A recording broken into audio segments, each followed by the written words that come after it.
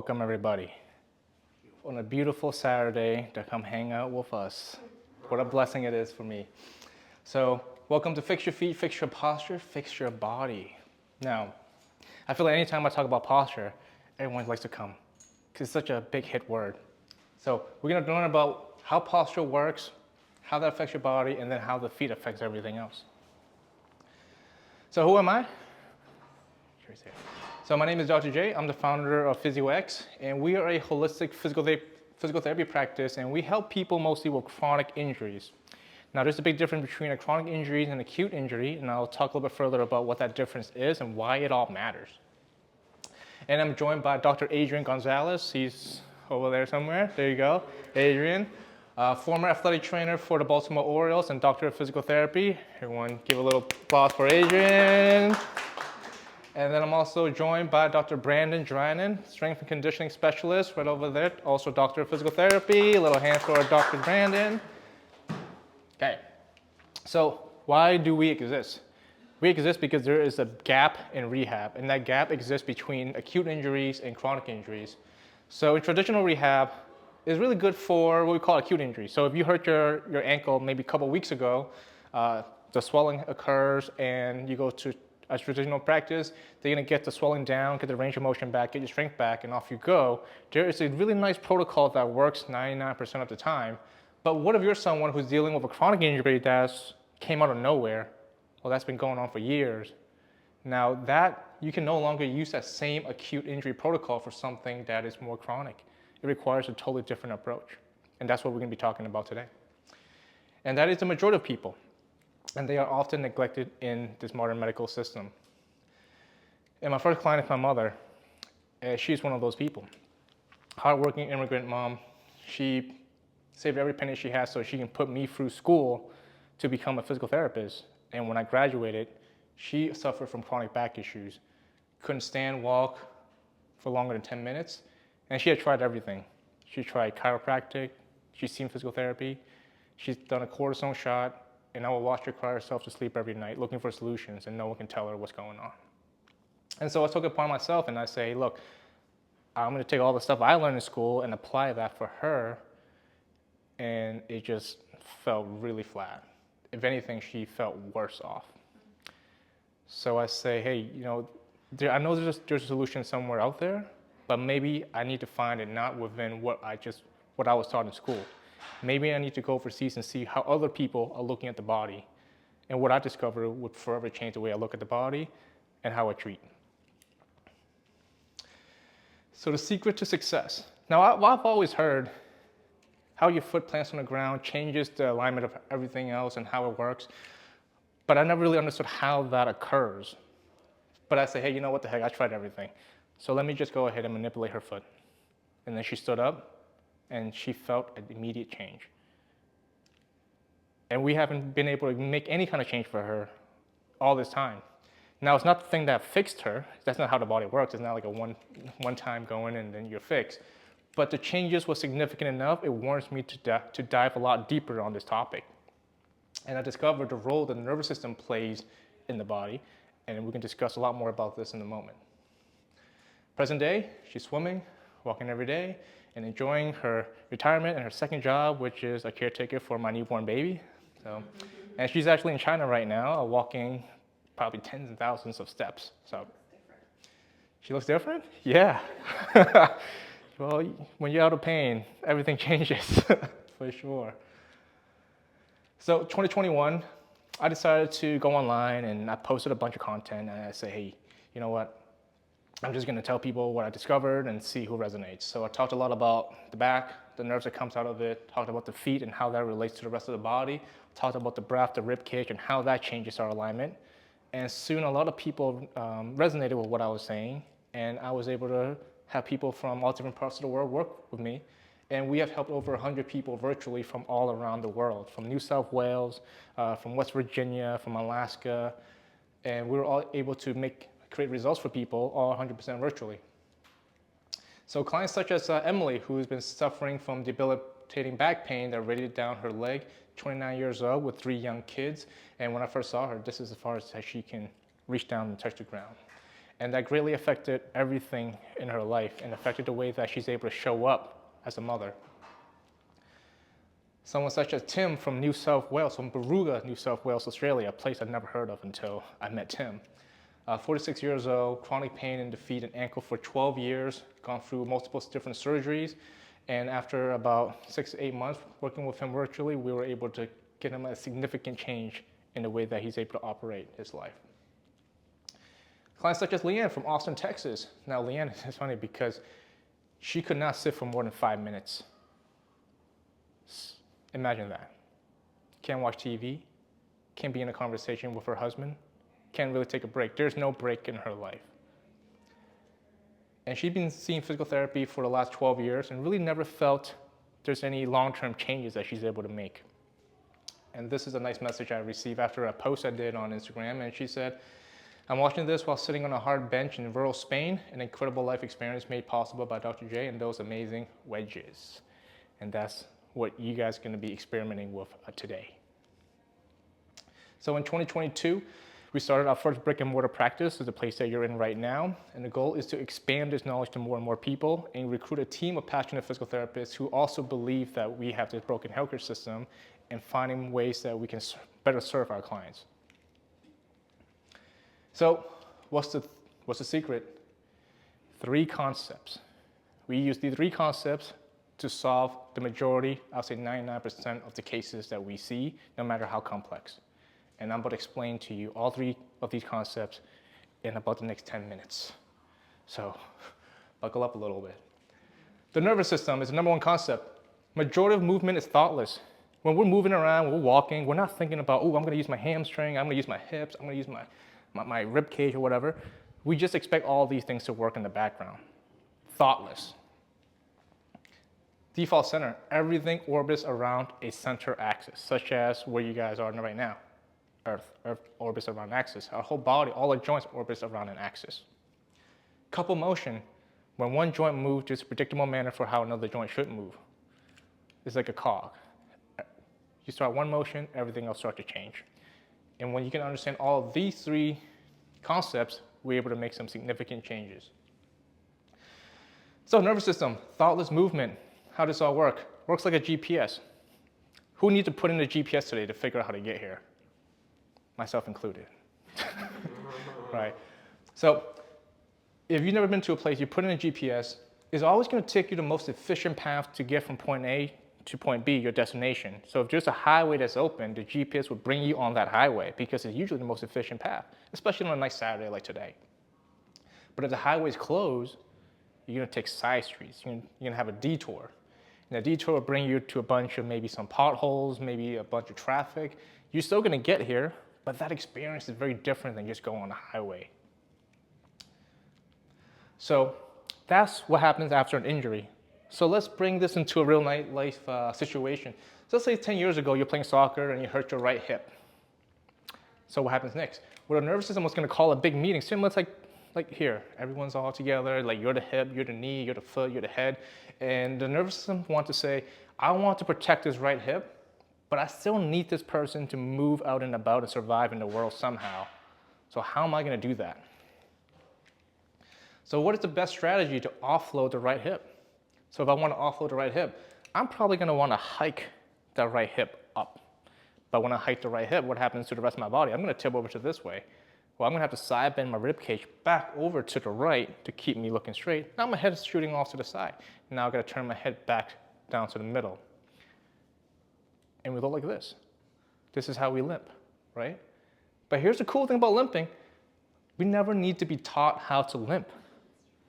It's all happening unconsciously. It's all in our nervous system. We know how to do this from the time that we came into this earth. Now, when we're limping, there's a change in foot pressure. That's where the foot comes in. If I hike my hip like this, I'm going to put some more weight on the outskirt of my foot. I'll walk this way. Now, when my hip recovers, maybe I don't get right back onto the center of my foot. I might still have some weight onto the outskirt of my foot. So what's going to happen?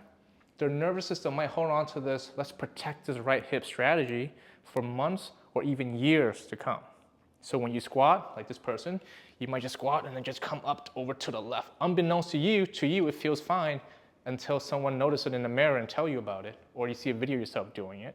Or when you run, you can land pretty well on the left, but once you start landing on the right, now the whole body's in this off-kilter manner. So after that, you develop a left shoulder issue, you develop a left ankle issue, or like a right knee issue, and it all came out of nowhere. And then you go to someone and they go look at your knee, you look at your ankle, but then every time you go back and walk again, everything just comes right back. It's like clockwork. It never changes anything, because when you're looking at symptoms and you're not seeing how everything is interconnected, you're never going to get to your true destination. So I like to call these compensations. Most people call it compensations. I like to call it detours.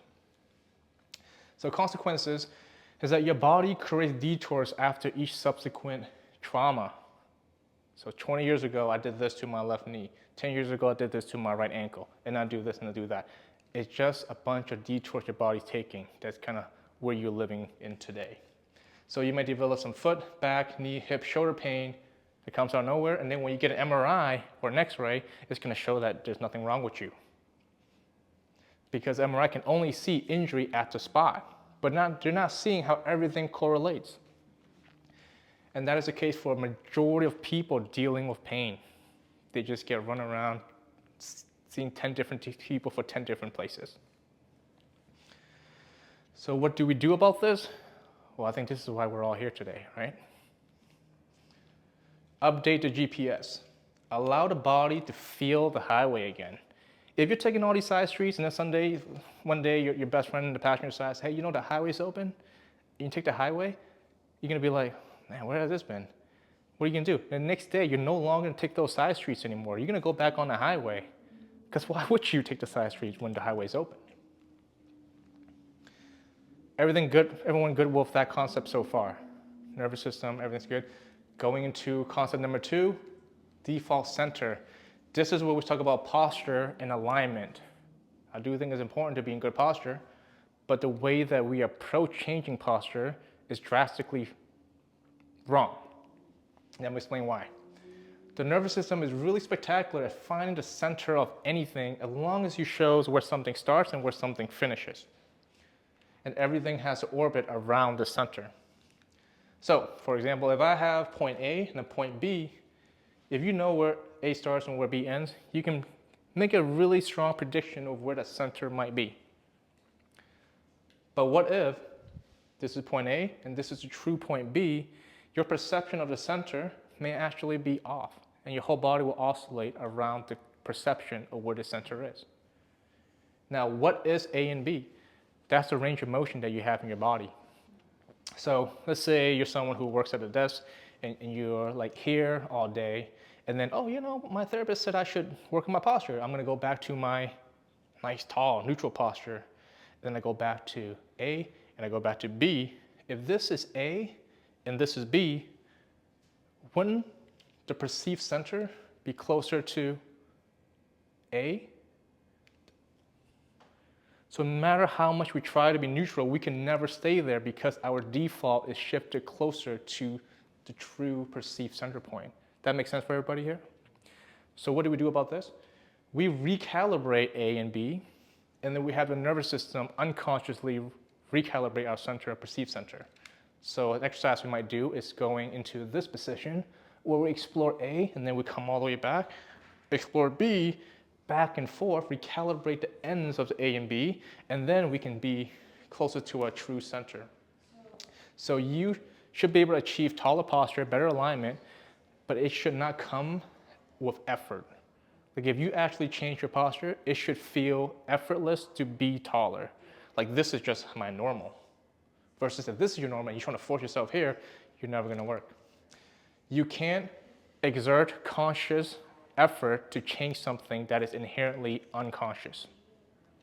If you try, you're gonna fail 10 times out of 10. So a real life client of mine, this is back when we were doing Zoom and we're taking a lot of screenshots. In the beginning here, her center is more forward. So when I have her arch back, if you're more forward and you arch back, oh, she feel a pinch right here in the back. Now we did some moves, maybe something like this, to help recalibrate her true middle. Now she's back way more aligned, and then when she arches back, way more fluid in there. So that's that concept brought to life. Everyone good about the posture concept? Perfect. Concept number 3, coupled motion. When one joint moves, there's a predictable manner that a neighboring joint should move to make for efficient movement. Forward head posture. Who here have been told they have forward head posture? Right? Okay, most people at some point have been told because we all kind of live in this way. Now, one of the solutions is, well, bring your chin back, bring your chin back. Everyone do this. Everyone slouch over a little bit, right? And go ahead and bring your chin back. So you see how uncomfortable that feels, right? Because for us to bring the chin back, we need the rib cage to be able to come up like this. So everyone just bring the ribs up this way, and then bring your chin back. See how much more free that feels? So that is a concept of coupled motion. That means if I need to bring my chin back, but if I can't move my rib cage, I can never get myself comfortably back here. And for my ribs to go up, my pelvis needs to be able to have this motion that rolls down. My femur needs to be able to roll in. My shins need to be able to roll in. My feet needs to be able to go flat. So now we just connected what's going on with the feet all the way up to the head. Case study. So this is a client of mine. He's got a shoulder issue, and he's done a lot of different PTs for it, done rotator cuff exercises, all the usual things that you can probably think of. And you can see visually there is a detour happening in his spine. He has this scoliotic curve. But he doesn't have scoliosis. That's not part of his history, but yet that's the way he presents. So instead of just addressing the shoulder, we zoomed out a bit and try to look at the feet and the hips. And we noticed a couple different things. We noticed a hip that's a little bit shifted. We know a foot that's a little bit shifted. Sort of looks like this little Jenga piece right here. Hey, Jace. Hi. Don't worry about it. Sorry to squeeze. No issues, Jace. Jace is one of our clients. She also works with Rachel, who's a breathwork coach here. So you guys should meet her. She's awesome people. All right, so the hips a little bit shifted, and we did some things to recalibrate that center in this direction for him, and we get him back to here. And this is the type of result that we were able to get. Now, by show of hand, who thinks this took like 6 months to achieve? 3 months? 1 month? 3 sessions. 10 minutes. 10 minutes. Why is it so fast? Why is it 10 minutes? Because he didn't come in with a true shoulder injury. There's no inflammation, there's no rotator cuff tear, there's nothing that really shows there's true injury happened. It is a set of compensations that have occurred through all the detours that he's taken. So remember from concept number 1, if there's a highway, your body will take it. We just need to show him that the highway exists, and he's able to take it. So this is sort of like the end goal of what we're looking to achieve, is a reset. So this case study, I like this a lot because it combines all the three concepts that we talked about all in one case. The nervous system rediscovering that detour, the concept of that center coming back to closer to the true center, which is in the middle, and couple motion, how the shoulders related to the hips and feet. So why the feet? It's invented by this guy named Gary Ward. He didn't invent it, he just really took physics and looked at it in a different way. That's very powerful. He wasn't a doctor, he wasn't a physical therapist, he was a ski boot fitter, and he fell in love with feet. So what he'll do is as someone come on the slope, he'll put little things in their feet and they'll go ski. Some people come back and say, Gary, you're a lifesaver, I feel great, my neck feels good, my shoulder feels great. And some people come back and say, everything just feels awful. I don't know what you did, but I do not like what you did. So he saw small changes in somebody's foot reap unexpected rewards in other areas of the body. And why foot wedges? Foot wedges help you feel the ground differently. It can help you reset your neurological center. It can create a chain reaction up the entire body because of the concept of coupled motion. It can show you where the highway is. Now, some of you in this room here already have experienced some of that, Sonia and Claudia. How did you feel with the wedges? Amazing. My right hip is always tight, and what was it, 10 minutes? 10 minutes. More balanced. Yeah. No tightness in the right hip. Yeah, because your feet have a lot of neurological sensations, right? It's the first thing that from our body that touches the earth. It's literally the first connection that we have to Mother Earth. If that connection is off, think about what else can be thrown off. But if we can correct this and feel situated, we start to see things fall back into a better place. Not the same as orthotics. This question's been asked a lot. Now, orthotics traps your feet in one position, so you're exchanging short-term relief for maybe something that's going to cause you some problems in the future. Because when one joint stops moving, there needs to be movement to happen in other joints to compensate for that. So I think about wedges like training wheels for the bicycle. So when you're riding a bike, the first time you ride a bike with 2 wheels, you're like, oh no, this is not good. You put on the training wheels, you get the rhythm of the 2 wheels. Once that rhythm is ingrained in your brain, you take those 2 training wheels off, and you should still be able to ride that bike the same way. Except we're using those wedges in the same way, but for the way that we walk, for the way that we move. Any questions so far about all the stuff I just talked about? Does this all make sense? Excellent, cool. So today's class, we're gonna go through an individual foot pressure scan. So this right here, you step on it, it tells you where you place the weight in your body, and then we're gonna go through 2 exercises. One to help reset our rib cage, our neck, and our pelvis, and we're gonna go through some sample wedge demonstrations. Now there's a ton of different combinations of wedges that we can use. I'm just gonna show you guys maybe 1 or 2 that we found to help the majority of people. Now, of course, everyone is different in their own unique way. So if you're feeling some discomfort doing these things, don't keep pushing it. If it's the right thing, it should feel good. If it's not the right thing, it's not gonna feel good, okay? And if you want our team to apply these principles specifically for your body and help you find your highway, today we're running a special, 50% off the 75-minute evaluations, originally $349, valid if you book today only. So if that's something you're interested in, just come talk to us after class and we can get you set up, okay? But let me set up this right here.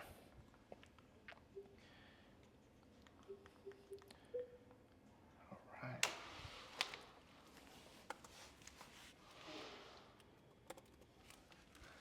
All right, all right.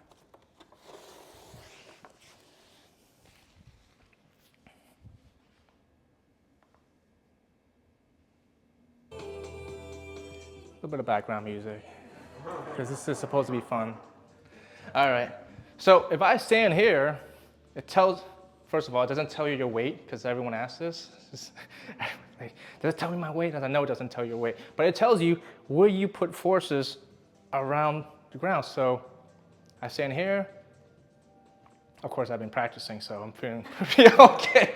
But what we're gonna do is every single one of you guys is gonna come in and we're gonna do a little quick little evaluation of like, what does it look like when you step on the ground, okay? Some of you guys might be surprised. Oh yeah, I put a lot of weight on my left side, I have no idea. Or some of you guys might, oh look, I'm pretty even, 50-50, okay? You ready? You guys can get on up. All right, we're gonna start, Sonia, you wanna go home first? Oh, you wanna go first? Robert, come on in. Robert wants to do it. All right, let's see. Step on up. Okay, I know you're gonna look pretty good. You got those socks on. Okay, good. So you're pretty even, but I would say you have more weight on the right side. You see how there's more of the shift is happening over here? Yeah. You have a little bit more weight on that big toe joint, forefoot over here, but you're not getting as much on that left side. You see how when I press on it, it comes up a little bit more? Just an observation. We're not gonna draw any conclusion from it. It's just data. So if I move my body, I'm just looking at the feedback that I'm getting from the system. Yeah. It's kind of cool. Yeah, because we just want to see how you naturally stand and what that pressure looks like. Yeah. Right? I mean, I am kind of standing up straight. So Yeah. No, it's hard to fake this. It's like you standing here, it's because it's all unconscious to you. Yeah. Okay. Great. All right, I'm just gonna call on people. All right, Claudia, on up. Okay, Claudia, your big thing A lot of weight on that left side. You see how this is not brightening up. Really good pressure on the left side. Not so well on that right side, especially on that forefoot right there. See how much more weight I need to put on there to help you even it out? So forefoot pressure is going to be an important one for you on the right side. And that's the side that tends to have the tightness and stuff. Perfect.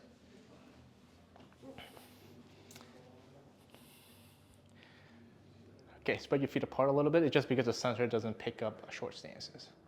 Okay, Sonia looks, Sonia is perfect. Sonia's great. 50-50 across both sides. Really not much to see here. Pretty boring, which is good. Yeah. But I know Sonia also practiced a lot of things to help center herself, so. Less perfect. Yeah. All right, Jim, let's see. All right, Jim, so you like to spend a lot of weight towards the heel, very bright over here, and something that's very particular is the big toe joint. The left big toe joint is pressing down on the ground to help you stabilize. And come on now, very interesting. Because when we move around, we shouldn't need the big toe joint to press into the ground to move. We should have our arches, we should have our balls of our feet. So that's a compensation pattern. Okay, Bayla, let's see.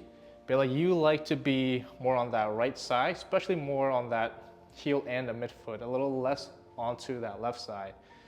I think you're about 60-40 actually from the right to the left.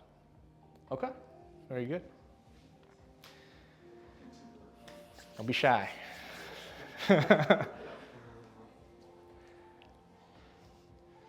All right. I love seeing just different varieties of feet. Everyone just got different things. So you have a lot of weight on the majority of your feet, but you don't have a lot of heel pressure at all. So you have your foot, but you're really using maybe 2/3 of your foot versus you have this whole entire thing. And that's the same on both sides. All right, come on now. Whoa. Cool. I think we have a couple of physical therapists in there. Well, physical therapists. Yep. Eric, physical therapist? Yes. Perfect, good. So you're very interesting too. So, like Eric, you still do a lot of weight over it across the whole foot, but you have a little bit more volume than he does. And definitely not seeing a lot of toe joint here. See, that's your big toe joint. Oh, of course, there's some lag. That's your big toe joint, right? So you're getting some good pinky toe joint pressure, but it kind of stops right near the middle. Yeah. And looking at your feet, you do have wider feet, so it's interesting to see that we're not utilizing your entire foot. Sherry? Okay. Can you step off for a second? This is what happens when you don't invest in good laptops. I was like, I only needed this laptop to do this one thing. I figured I'd cheap out on it. And then this happens. All right, let's see. Woo! Woo! How'd you end up here?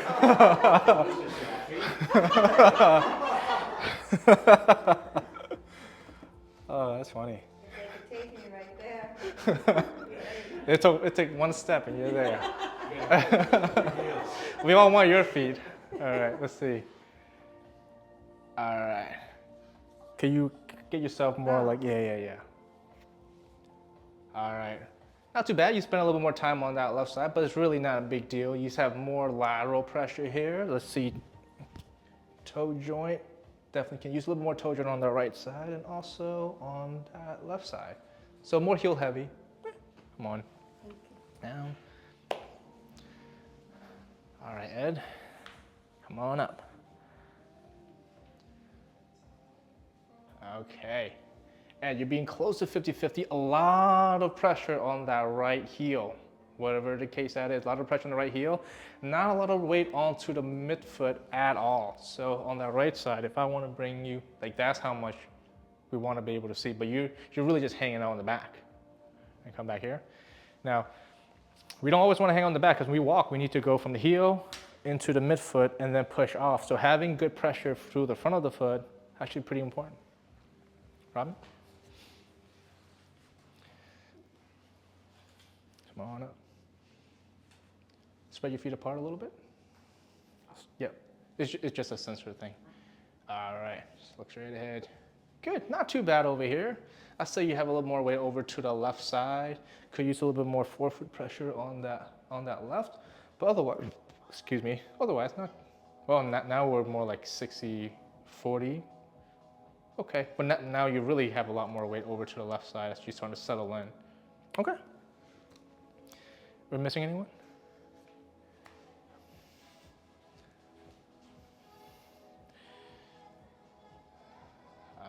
Okay. That's so interesting. Will and you two have very similar feet. So this one don't look too bad at all. You have a big toe joint that's trying to stabilize you on that right side. And then on that left side, we could use a little bit more of midfoot. Otherwise, not too bad. Thank you. All right. So we'll head back.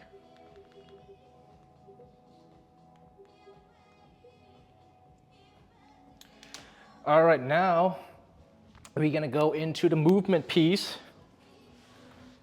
So everyone's gonna stand up and we're gonna take away some chairs because there's gonna be a segment here where people are gonna be on the ground. So if you can just move it inside right there, that's perfect. Thank you. Nice, work fast.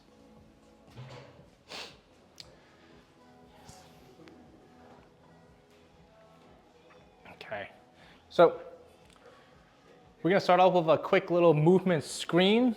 All it is, I'm just gonna have you guys go do a couple movements. Don't try to think about it. Don't try to be in perfect form. I wanna see what your body naturally does. And I might ask you like, hey, how's that feel for you? Some people might feel, oh, I got a little bit of ache, pinchy over here. Just yell it out, whatever it is, okay? First, we just go ahead and reach down, touch the ground. And come on up. And you can try that one more time. Go touch the ground. And then come on up. Okay, how's that feel for people? Anyone feel tight in certain places, achiness in certain places? Limited mobility in the back of my legs. Back of the legs, Robin. Left side, back of the leg. I can't come close to touch the ground. Ah, not too bad. Okay, all right, okay.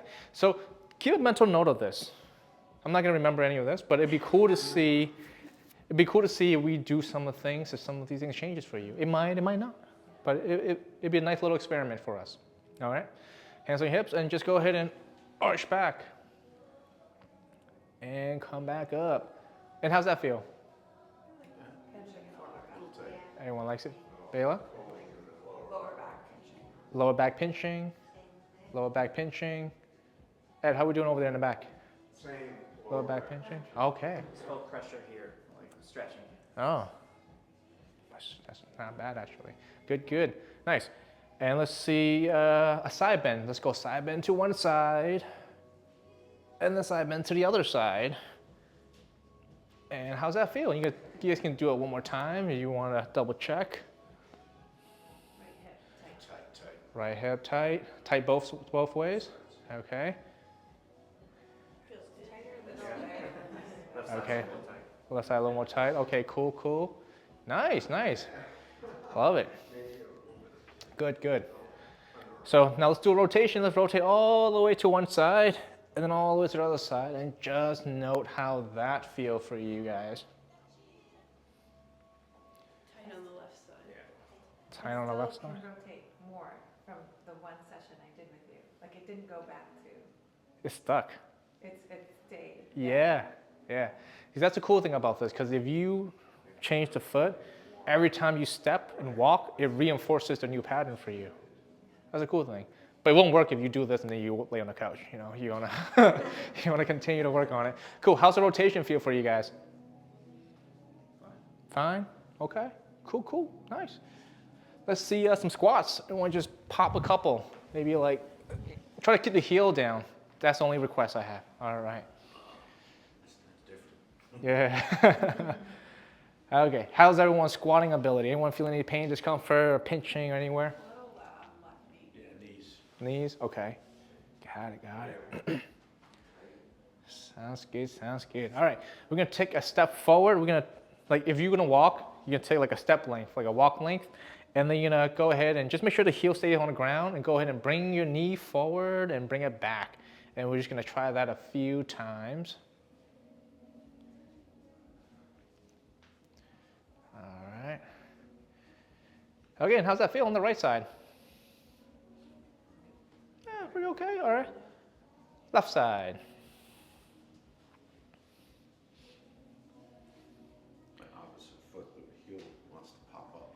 You can let it pop up, it's okay. Because we just want to see what's going on that front leg. Nice. Good, and you can stop there. Cool. Nothing too special on that one? Sweet. Cool. We're gonna go through an exercise called the floor cog. I know we done it. Claudia, I don't think we've done it yet, so cool, you can experience this.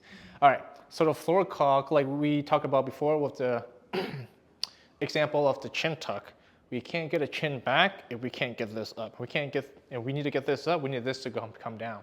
So I'm gonna grab, Brandon, how you doing with the cogs? You good? All right, so everyone gather around. Get close, we're family, get close. All right, so this is a coupled motion exercise. It's gonna help reset the center point of how the neck, the sternum, and the pelvis should sit on top of each other, okay? So Brandon, go ahead and roll your pelvis downward. So he's gonna roll it downward between his legs. Notice how his chin just comes right in and his chest comes up. So this is coupled motion at work. Now some of you guys might struggle with this. Oh, I do this and nothing else happens. Well, allow this movement to happen and see if these rhythms, natural rhythms of the body start to return. And then go ahead and rotate the other way and see his head goes away and the ribs come down and then do it again. So this is the floor cog. So that's how we're gonna start the motion. And remember, point A, point B. And when you start, you might have only this much range, but you explore further this direction, explore further this direction. And so we're gonna recalibrate where that true center should be. Now at the breath, when you guys are feeling good, so as you roll down, you're gonna take a breath into his belly and chest. You see how that creates a bigger range of motion for him? And then now you take an exhale, go, go, go, go, go, go, go, go. See how that creates a bigger range, the opposite direction. Now what does this mean? That means our ability to breathe can change our posture. So if we're someone who is stuck in we call like a fight or flight state in which our breath is very shallow, guess what? That's gonna change how your neck's gonna be able to sit, how your pelvis is gonna be able to sit, and how your ribcage is gonna be able to sit. So the first step to changing all this is down-regulating the nervous system, getting the breath to start the movement. So as he do this, the longer he exhales, the more movement he's gonna get, the more expansive the point A and point B is gonna be, okay? So everyone's gonna get on the ground. We're gonna start with just moving the pelvis. We're gonna spend a couple minutes doing that, and then we're gonna start adding the breath in there for you guys to experience a further range. And we're gonna be going around and just helping you guys figure it out, okay? So go ahead and just find a spot.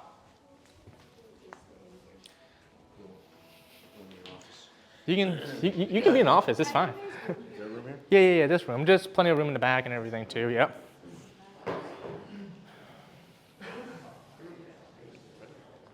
Yep.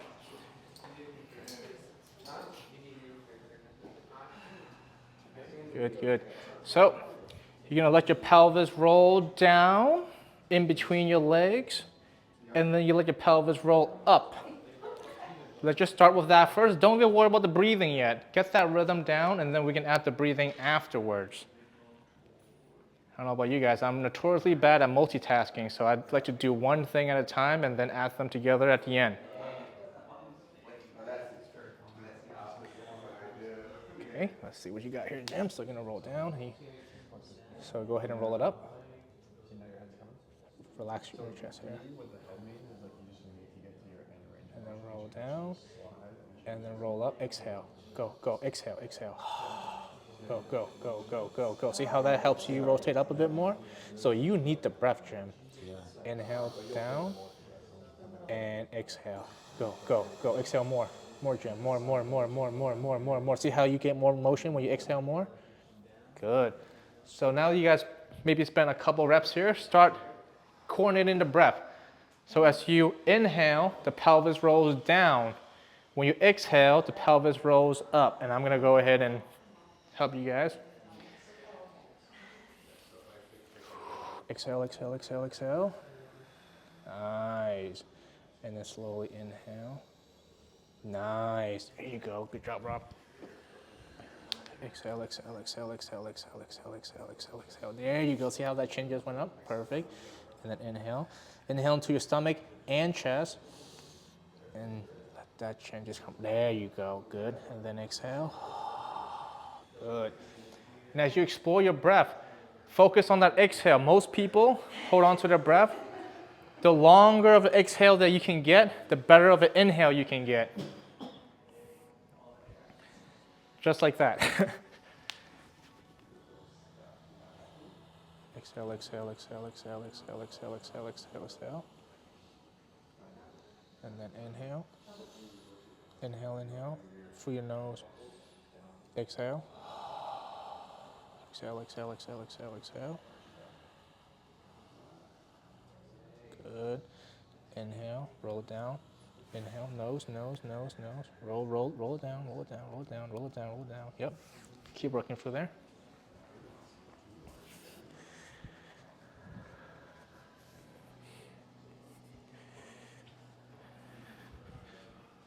Hello, Ed.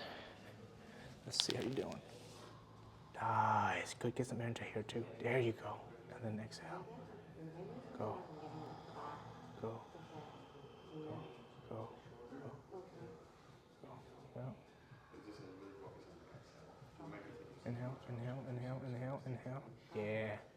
There you go. You're good at the belly, but you're missing a little rib cage breath. Yeah. There you go. Good, good, good, good, good. I'm gonna help you out with one more. Chin. There you go. There you go. Yeah. Try to follow that pattern, and then as you exhale.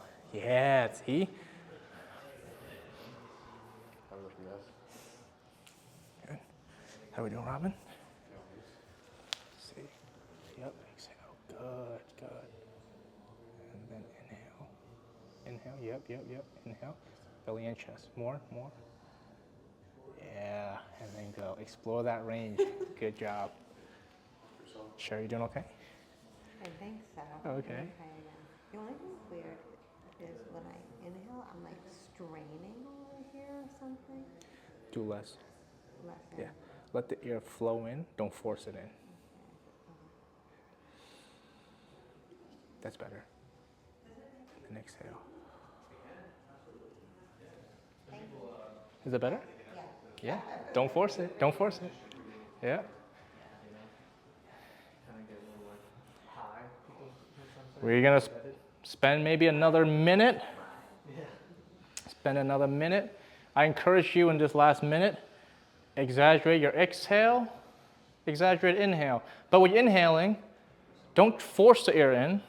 Allow the air to flow in, because when you force the air in, you end up crunching all your muscles and you create a lot of tension, and joints don't move very well when there's a lot of tension.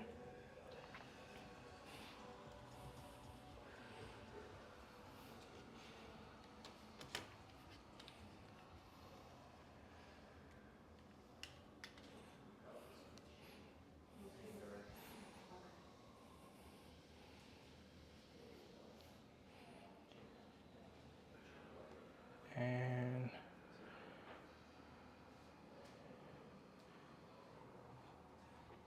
good, we have 10 more seconds. So take your last breath.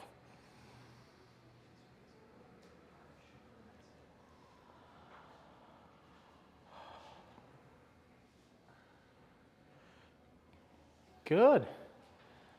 All right, everyone can slowly stand up.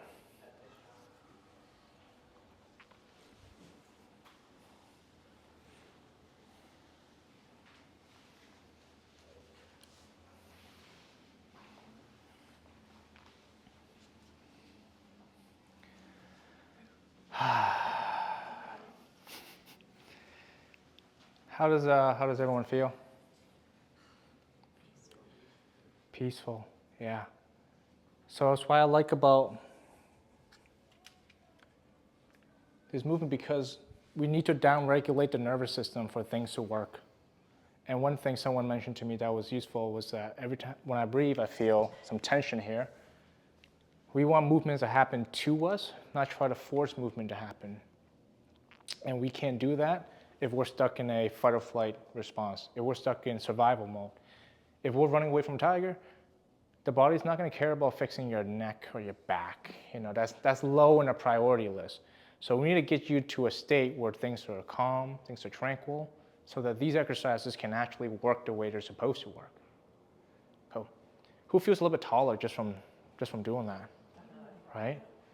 So this is the same type of exercise we did for some of those clients that you saw on those previous slides to help them recalibrate that center. Love for everyone, if you guys leave today and take nothing with you, practice this move 2-3 times a day, 5 minutes at a time, and it can really make a difference. All right, feet.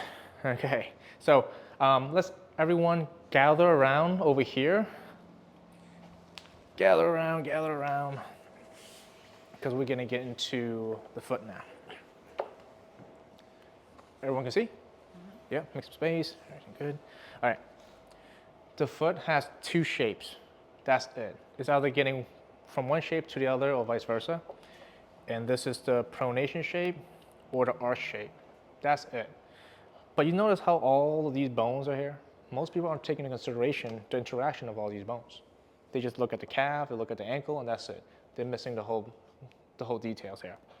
So the flattening position is a really important position for the foot to go into because that's what allows us to absorb the force from the ground. And then once you absorb the force, you're gonna get a length in the plantar fascia, it's gonna stretch out, and then when something stretches out, it's gonna come back and sling off. Like if I'm throwing a ball, I need to cock it back and then throw it, right? Same thing for the foot, we need to cock it back and then go. And if we can do that, there's a momentum that carries us through. If we can't do that, every step feels like super grueling. Like we're using a ton of energy to take every step versus we should just be able to flow. And most people do not need more arching, they might need to just properly feel the flattening of the foot. And that's what we're gonna be talking about today. Now the flattening is not as easy as, I'm gonna flatten my foot. It's a sequence of events that needs to happen. The coupled motion effect needs to happen. The center point needs to happen. If we have a bone, we have a foot here, and we want to go flat, this heel bone needs to be able to tip down and in, and it's gonna allow these bones over here to spread out. And the shin bone is gonna go forward, and it's gonna rotate in a little bit. This is a big key, because a lot of us, if we have some exercise background, we might have been told that the knee should go straight ahead, but that's not how normal biomechanics should happen for walking. So when the shin comes in and over, the foot flattens out and it sets up a chain of event up the body. So if I go and take my knee forward, see how when it swivels in, it rotates my pelvis, which allows my torso to counter rotate, and then now I'm walking. And I'm walking. But if my knee goes straight or goes to the side, now I'm walking like this. And we all know someone that walks like this, all right? So knee, biomechanically, should go forward, should swivel in a little bit, and allow the rest of the body to happen. Don't try to be stiff and tall, because if I let the rest of my body to happen, I go forward, I notice my pelvis rolls down, and remember when my pelvis rolls down, my sternum comes up, my chin comes back, and the hip starts to drop here, shoulder starts to drop here, my eyes are looking straight, and I'm in this shape. You guys ever watch like runway models and certain ones who are like, I like that one. I can't pinpoint why, but I like it. Probably because they're making more beautiful shapes in their body versus other ones they walk and they're not making these shapes, it's just a little bit less attractive. And I think that's something that happens biologically. I don't know, don't quote me on that, but it just makes a lot of sense. Okay, so what are we gonna be doing? We're gonna be adding some wedges to help you feel these mechanics come back. Now there's a bunch of different ways we can use wedges. I'm only gonna show you 2 of them because these are the ones that tend to work well for the majority of people, but it might not be the right thing for you specifically. So if you feel worse doing these things, don't keep pushing. I say listen to your body before you listen to me because your body won't lie. take a wedge here. This is gonna be on the heel. Let's say this heel bone doesn't like to roll down. You put a wedge here, and through physics, it encourages this bone to roll down and encourages these to spread out. Now, if we need this area to open up, we might put a wedge here and encourage these bones to open up at the same time. Now, of course, for Claudia's case, I think we use like all 3 wedges to help you support it, but that will be a very specific case for you. But these are the only 2 positions we're gonna go into. All right, now, here's what we're gonna do. Everyone's gonna stand up. And just find your respective space. You only need like maybe this little distance away, yeah. Okay, let's everyone start with the right foot, okay? Right foot in front, be heavy on the heel. This is a walking step, so you're not going to take a big lunge. Just take as big of a step as you would normally walk. You're gonna have your weight onto your heel, stay heavy on it, because once you go forward and your heel comes off, the whole sequence falls apart. You're gonna slowly bring that knee forward in space and come back.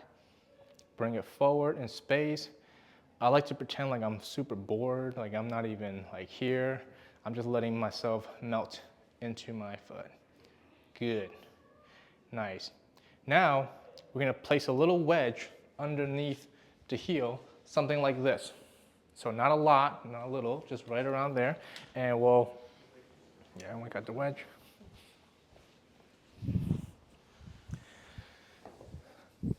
Right on the right heel. I need to get me some of those socks. In Gingy. Okay, yeah, I'm gonna have to get some for myself. So once you have it underneath the heel, you're gonna slowly bring that knee forward the same way. You're trying to keep your sternum forward, and just look straight ahead. And let your body just melt into it. Robin, take the other leg and bring it behind you a little bit. So we're thinking about like a walking pattern. So however big of a step you take when you normally walk, that's how you want to do it. And on that back leg, we can stay there, and if the heel decides to come off on its own, allow it to come off. You don't have to strictly keep it down. And slowly stay heavy on that wedge and go. And just notice what happens to your knee. Does it go forward and swivel in a little bit? If it does, we're doing okay. That's actually what we want to encourage to happen naturally. And if this hurts, don't keep pushing. Slowly go forward and back. How's this feel for people so far? Just by having this one little wedge, does that change the way we feel going forward and back on that step? We're solid. Solid, yeah. Yeah. Jim, I would take less wedge on, so go a little more forward. Yeah, you have a little too much. Yep, go ahead. Okay, good. Now, we're gonna take the second wedge, the black wedge, and put it right underneath the big toe joint, like this. And I'll kind of supporting the big toe joint, just a little bit, not a lot. Perfect, just like that, Jim. Perfect, perfect. Good. And then now slowly bring that knee forward the same way and see how that feels. See if that knee slowly starts to migrate closer towards that big toe joint, all on its own.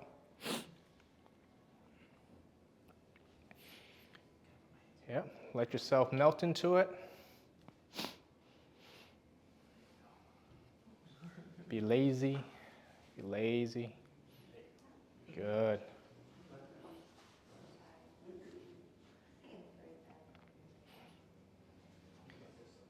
Okay.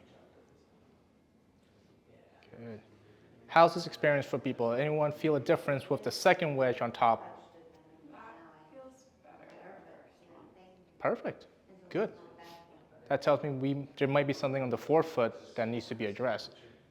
Were you having trouble getting onto the forefoot on the pressure mat? I think I was more of a 60-40 thing. Oh, okay. I don't remember the distribution of my. Yeah.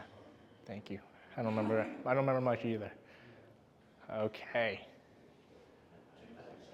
Very nice. Good. Now, after experiencing that, you're going to take the wedges off, and you're going to go ahead and do the same exact move. Slowly bring that knee forward and see if you can experience what you just experienced with the wedges if it feels just as comfortable or just as bad. Hopefully not just as bad. Because back to the first concept, if there's a highway that's open, we would take that highway. The wedges just helps us find it. And then we can take it over and over again. Good. It feels neurological. Yeah? It doesn't feel, I feel like I made the brain body connection. Yeah. Yeah, you can feel that. Yeah. Not a lot of people can feel that, but I can actually feel that. I think you feel it more than other people, for sure, for sure. Most people is not connected to the body in that way. I feel, yeah, The when I connection. came back out. Wow, yeah, oh, wow. Yeah. Enlightened. And The rest of us the are light, not there. the light puns are just gonna keep coming. All right, very good. We're gonna switch over to the left side now. The left leg is in front. Same thing, barefoot, no wedges to start, and just slowly bring the knee forward and back, staying heavy on the heel, making sure that heel is staying down. Up, yep, and back. Forward and back, nice and slow. Allow your body to melt into the shapes. Try not to force your body to do anything. Because if you had to choose between forcing movement to happen and allowing movement to happen, the latter one will create the long-term changes you're looking for. Okay, now we're gonna put a green wedge underneath the heel on the left.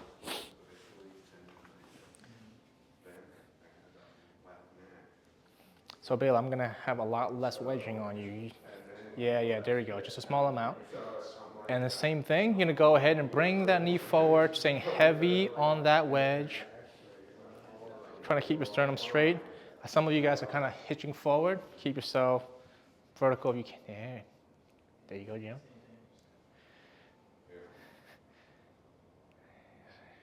Good. Slowly bring that forward. Allow that heel bone to be able to tip down a little bit. Good. Yeah. Now we're going to put a black wedge underneath the big toe joint. So we have the two together.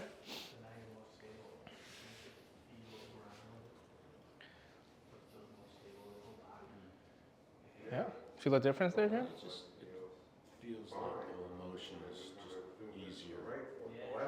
It's the highway. Almost like directed. Exactly.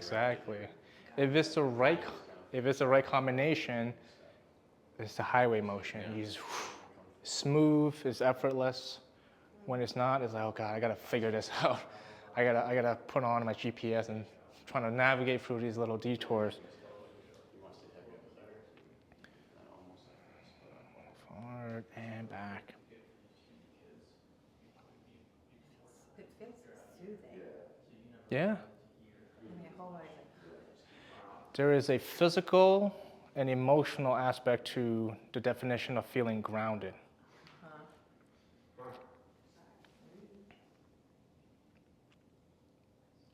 Back and forth. It's doing great. Nice. Good. Now we're going to kick off the wedges and do the same thing on the left foot and see if we can experience that similar feeling that we just been guided to do through the wedges. How's that feel, Jim? Yeah, it feels like it's more Yeah. automatic. Happens like that. The nervous system works quick. Good.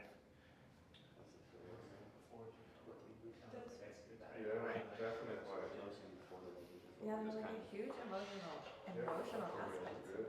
Because it's like, I'm no longer fighting. Yeah. Yeah, it's like, You just be. Yeah. It's funny you say that there's an emotional aspect because I remember doing this with a client and one thing he said to me was very cool. He said, I felt like I can take up space. yeah. And I'm like, wow, that's crazy. Just from doing the foot things, I feel like I have a place to belong. Yeah. And he's saying physical, but I think there is a definitely emotional aspect to that statement. Cool. All right, come back around.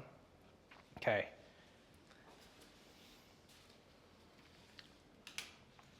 How was that experience for you guys with the wedges? You guys find some of this beneficial, or you feel a difference in what it feels like to feel the ground differently? Okay. Now I'm gonna go for the same movements that we did before, and we just want to see if you guys notice any difference. Okay. Go ahead and just reach down, touch the ground, and come back up. Okay. Anyone notice a difference in that motion that they feel? You felt something, Claudia? It's huge, like, so I woke up this morning with my sacrum twisted. I could feel it. And when I did the laying down breath, it went into place. And now there's, like, it's so smooth. It's like my joints got oiled. Wow, amazing. Yeah. Robert, Yeah, anything? I felt a little bit more smooth. Sweet, cool. I can't go all the way without bending the knee, but Right, yeah, good. very good, very good. Nice, nice. Hands on your hips. Let's arch back. There's like 3 of you guys that just felt something with this arching back motion. Let's see. All right. Yeah. Less tightness. Right. So very similar to that example that I gave earlier about the decline in the purple. So how's the back bend feel for anyone else? So looser over here. Who felt some pinching in the back? Sherry, did that change for you at all? Yeah, that feels much looser. Wow. Amazing. Bailey, anything change for you? Like I still feel it, but not. I can go farther before I feel it. Cool. Yeah, very cool. Let's see a side bend to one side and a side bend to the other side. And just notice if this feels any different.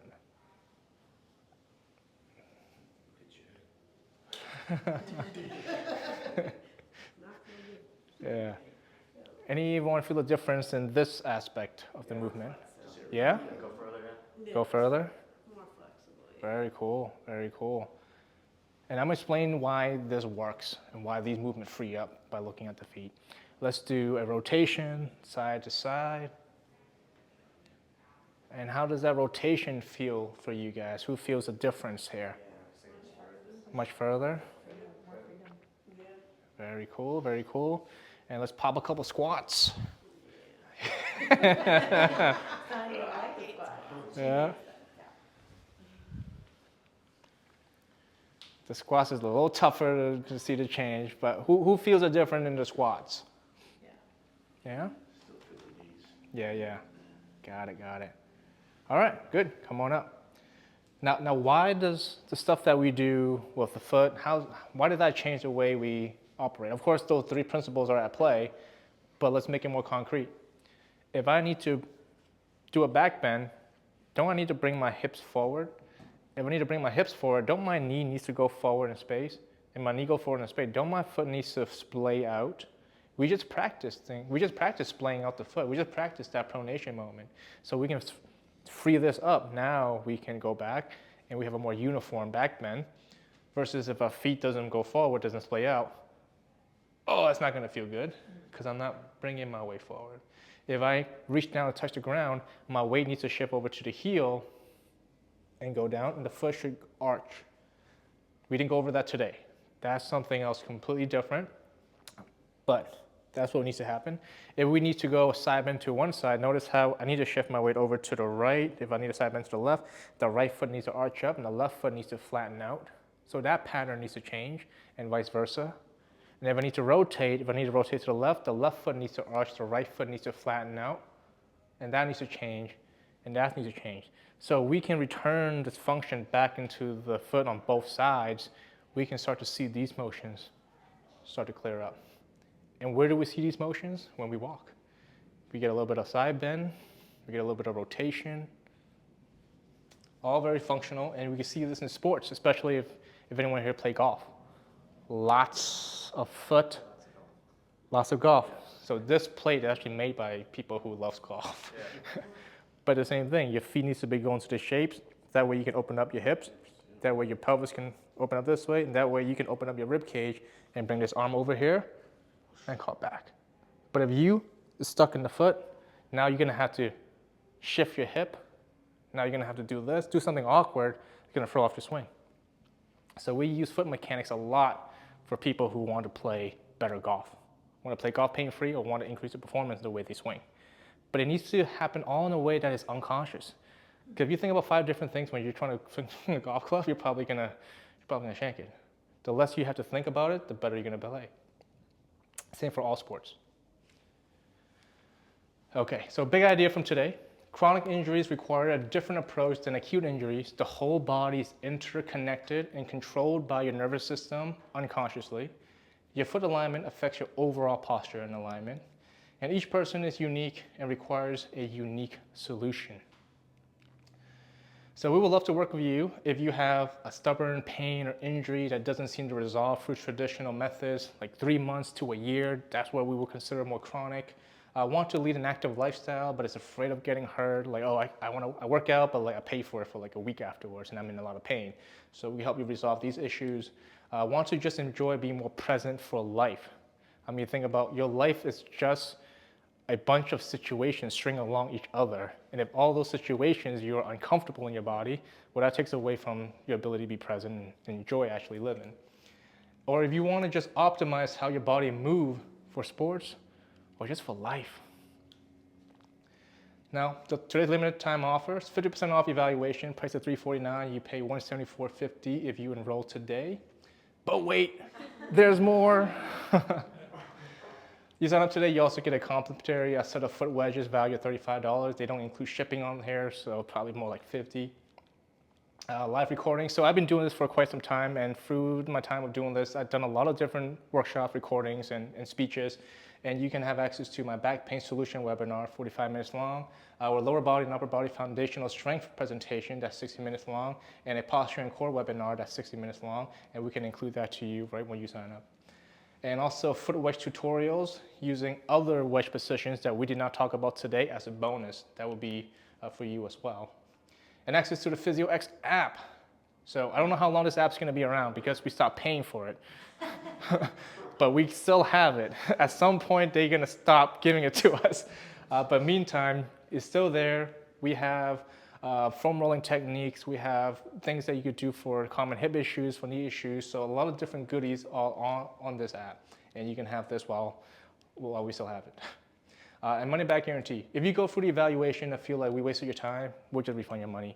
But you get to keep all your foot wedges and all your bonuses because we believe we have a good product and we're able to help a lot of people if you're the specific type of people, chronic type injuries.